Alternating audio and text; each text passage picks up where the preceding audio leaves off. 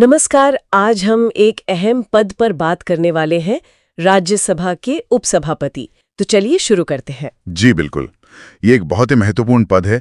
अक्सर शायद उतनी चर्चा में नहीं रहता, लेकिन राज्यसभा के कामकाज के लिए बेहद जरूरी है। हाँ, तो सबसे पहले इनका चुनाव ये कैसे होता है, कौन चुनता है इन्हें? देखिए, चुनाव प्रक्रिया काफी सीधी है। राज्यसभा के जो सदस्य होते हैं वो ही अपने बीच में से किसी एक को चुनते हैं। अपने में से ही? हाँ, अपने में से ही। इसके लिए सदन में जितने सदस्य उपस्थित हैं और वोट कर रहे हैं उनका साधारण बहुमत चाहिए, मतलब 50% से ज्यादा। अच्छा। और इस पूरी चुनाव प्रक्रिया की अध्यक्षता वो राज्यसभा के सभापति करते हैं। ठीक है। और कार्यकाल कितना होता है इनका, क्या कोई फिक्स टर्म है? नहीं, फिक्स टर्म जैसा नहीं है। आमतौर पर तो ये तब तक पद पर रहते हैं जब तक वो राज्यसभा के सदस्य हैं। अगर सदस्यता गई तो उपसभापति का पद भी गया। लेकिन हाँ, इससे पहले भी पद खाली हो सकता है। 3 मुख्य कारण हैं। क्या है वो? पहला, अगर वो खुद ही इस्तीफा दे दें, सभापति को सौंप दें अपना त्यागपत्र। दूसरा, जैसे मैंने कहा, उनकी राज्यसभा की सदस्यता ही खत्म हो जाए किसी वजह से। और तीसरा, अगर राज्यसभा एक प्रस्ताव पास कर दे उन्हें हटाने का। प्रस्ताव हटाने का? हाँ, लेकिन इसके लिए एक प्रक्रिया है। सदन के जो उस समय के कुल सदस्य हैं उनके प्रभावी बहुमत से ये प्रस्ताव पास होना चाहिए। प्रभावी बहुमत मतलब सदन की तत्कालीन कुल सदस्य संख्या का बहुमत रिक्तियों को हटाकर। और ऐसा कोई प्रस्ताव लाने से कम 14 दिन पहले नोटिस देना जरूरी है। 14 दिन का नोटिस, ठीक है।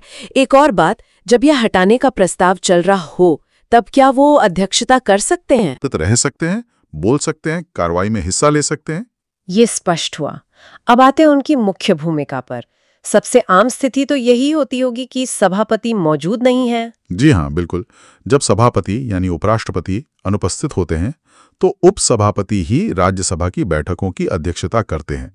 और अगर मान लीजिए सभापति का पद ही खाली है या उपराष्ट्रपति राष्ट्रपति के तौर पर काम कर रहे हैं, उस स्थिति में भी उपसभापति ही सभापति के सारे कर्तव्य निभाते हैं और तब उन्हें सभापति की सारी शक्तियां भी प्राप्त होती हैं। तो वो सिर्फ अध्यक्षता ही नहीं करते बल्कि पूरा सदन चलाते हैं उस समय। हाँ, सदन चलाना, व्यवस्था बनाए रखना, मतलब डेकोरम मेंटेन करना, नियमों के हिसाब से कार्रवाई चले, बहस सही दिशा में हो, ये सब उनकी जिम्मेदारी बन जाती है। यहाँ एक आम सवाल उठता है, क्या उपसभापति सभापति के नीचे काम करते हैं?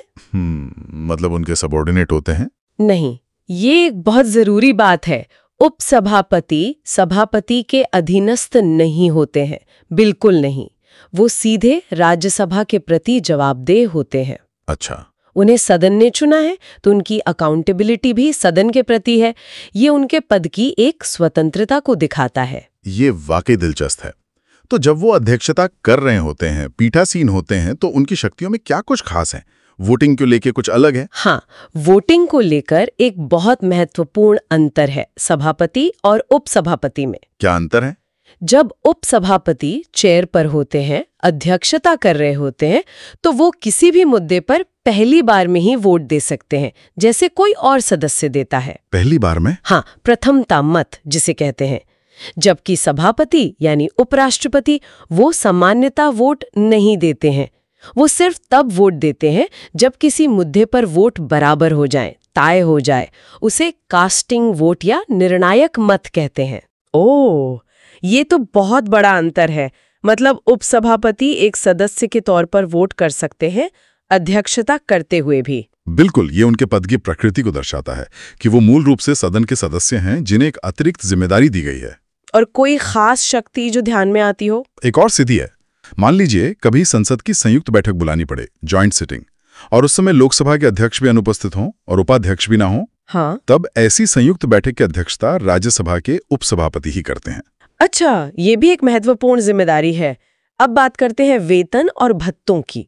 जी, उनके वेतन और भत्ते संसद तय करती है कानून बनाकर, और ये भारत की संचित निधि यानी कंसोलिडेटेड फंड ऑफ इंडिया पर भारित होते हैं।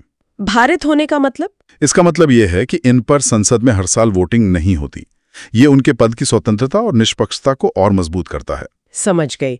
तो अगर हम सब कुछ समेटें तो इस पद का असम महत्व क्या है, निचोड़ क्या है? देखिए, सबसे पहली बात तो ये कि सदन का काम रुकता नहीं है, निरंतरता बनी रहती है। सभापति नहीं है तो उपसभापति हैं, ये तो हुई ऑपरेशनल बात। पर उससे भी ज्यादा महत्वपूर्ण है मेरे ख्याल से कि ये पद सदन की अपनी व्यवस्था का प्रतीक है। वो सभापति के अधीन नहीं, सदन के प्रति जवाबदेह हैं। उनका वोटिंग अधिकार भी इसी तरफ इशारा करता है। हाँ, ये बात सही है। तो वो सदन की कार्रवाई को सुचारू रखने में, नियमों को बनाए रखने में एक अहम और स्वतंत्र भूमिका निभाते हैं।